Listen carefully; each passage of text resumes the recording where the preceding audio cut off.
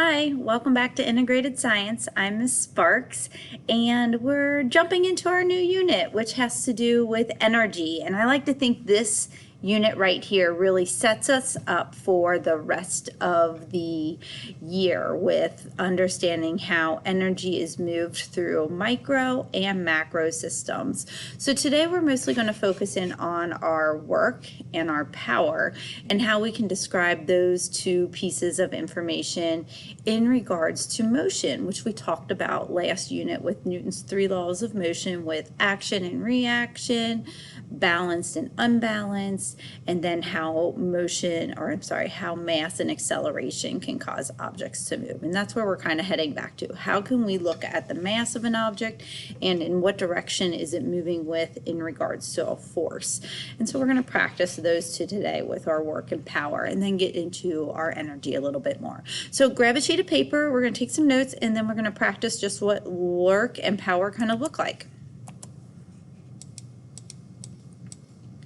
So first off, just kind of talking a little bit about the idea in general. What is the physical meaning behind work? So you probably hear that term and you're probably like, oh, it's me going to a job, or I have lots of work to do in my integrated science class, whatever that may be. So it's kind of the same idea. It's just that we are looking at how an object is being applied a force and what is the distance that it's moving. So here's me and my cup of coffee. You know, I love my coffee. And so if we think about it, I just picked this up off of the table or my desk that I'm sitting at. And so we have energy that is moving through the system, and I'm applying a force to this cup as I move it up and down, or I can even move it closer to my mouth, further away, closer. I'm applying some type of force that is being moved in a distance. Now it's only the arm length that I have, so it's not going very far, but there is a distance that is the cup is moving, and then as well as there's a force. My body has muscles in them that might not be the strongest, but there are muscles in there, and I'm able to apply a force by contracting and thinking about like, oh, I need to move my arm, and so my body goes through all these little electrical impulses and does it for us. And so that is work. My body is doing work. We can look at it in several different ways too. Our bodies are a great example of simple machines that are always doing work. Your body is digesting food possibly right now, which is doing work. It's moving things through a system. Your heart is a great example of doing work. We want it to do work. If it wasn't doing work, you wouldn't be sitting here. So as long as it's pumping, it is causing your body to take blood and move it through your veins, through a system. So it's multiplying the force. It's pushing energy through, causing your blood to go to different parts of our circulatory system. And so therefore your body is doing work.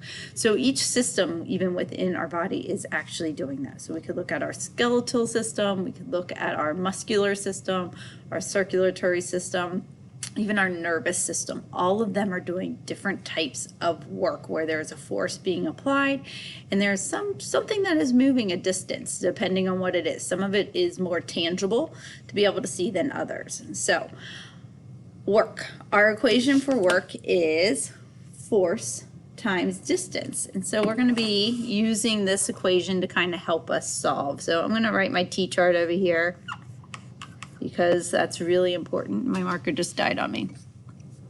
So let me get another one. It's that time of year, I guess, when all my markers start giving out on me.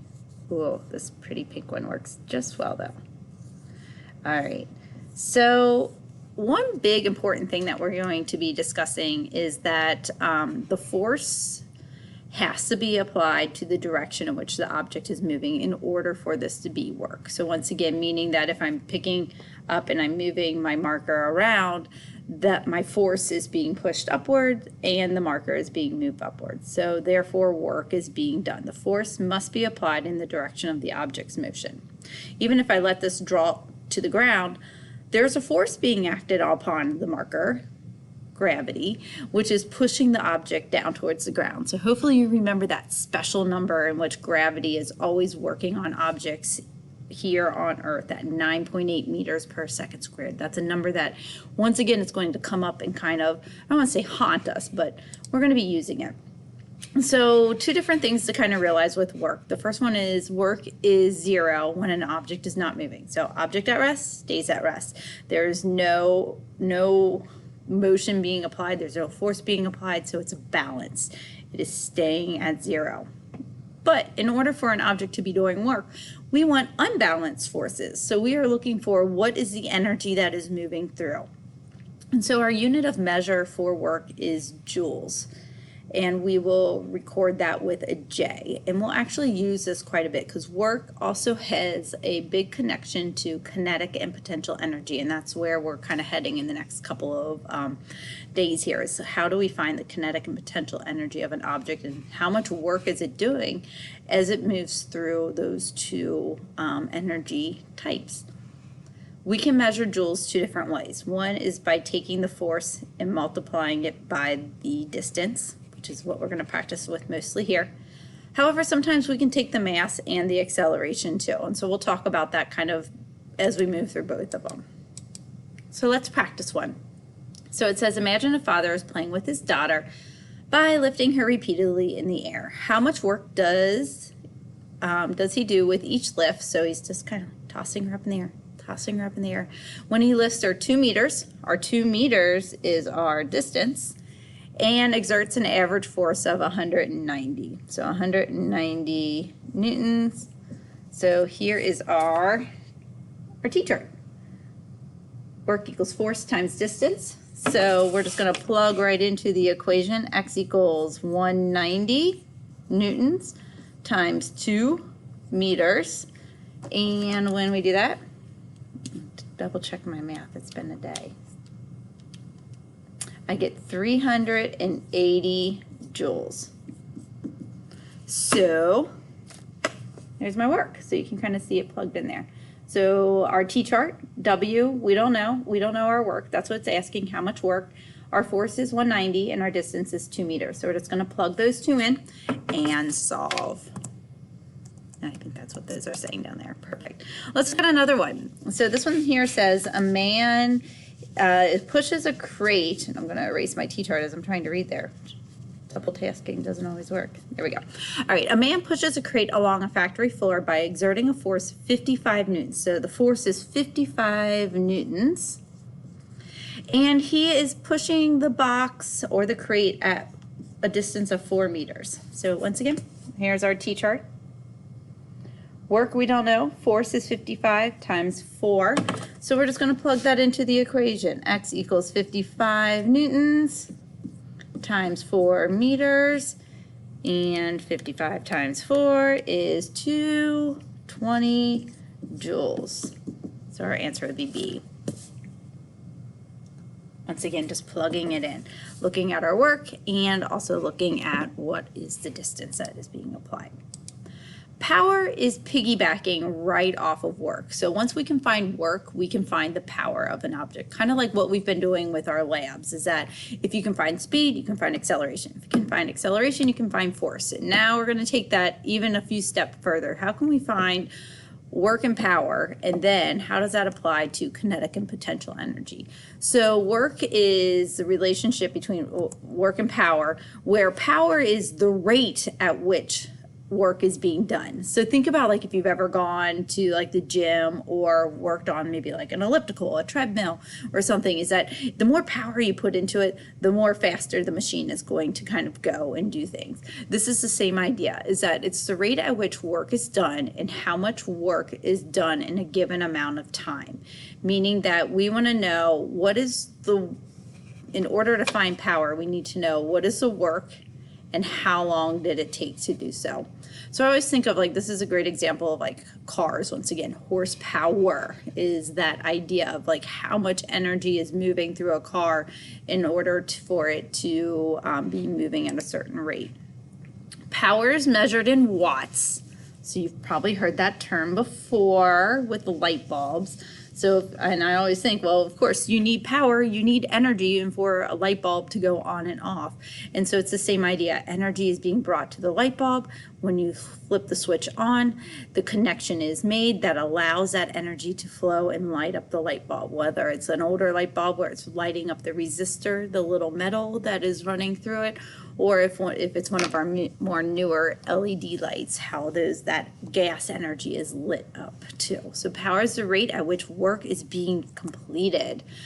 So once again, we measure that in watts, and 1 watt equals 1 joule per second. Our work divided by our time. And so let's practice a power. So once again, work equals force times distance. Power is work divided by time. I'm going to leave that right there for us. And let's look at this question. An elevator, lifting an elevator 18 meters takes 100 kilojoules. If doing so takes 20 seconds, what is the average power during the elevator is? Let me start over. What is the average power of the elevator during this process?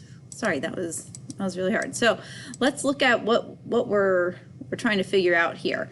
So a couple of different things. Once we do see that we have our given pieces of information. So let's write out our T-chart, power, work, and time.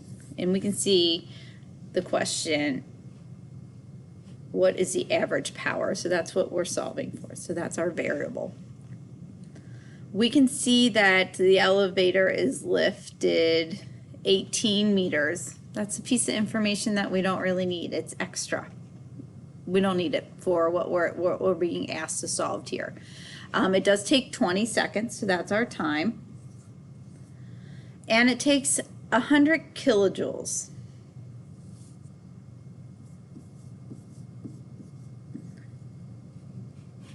And I'm just going to leave it in kilojoules. So all we have to do is take 100 and divide it by 20. And when you do that, you get 5. And so once again, we have 5, and that's going to be W for watts. So kind of you can see how it's all set up. We've got work at 100 kilojoules. Our time is 20 seconds. And when we divide 100 by 20, we get 5 watts. So 5 watts. And if you think about that, that's really small, because most of even our light bulbs are like 60, 40 watts and so forth. So there's just a formula on how to write that. And we will continue on with work and power, as we are going to put your bodies to the test and figure out how much work you can do and what kind of power is running through your system. So hopefully this was helpful. We're going to continue on talking about this and then how this is connected to kinetic and potential energy. Bye.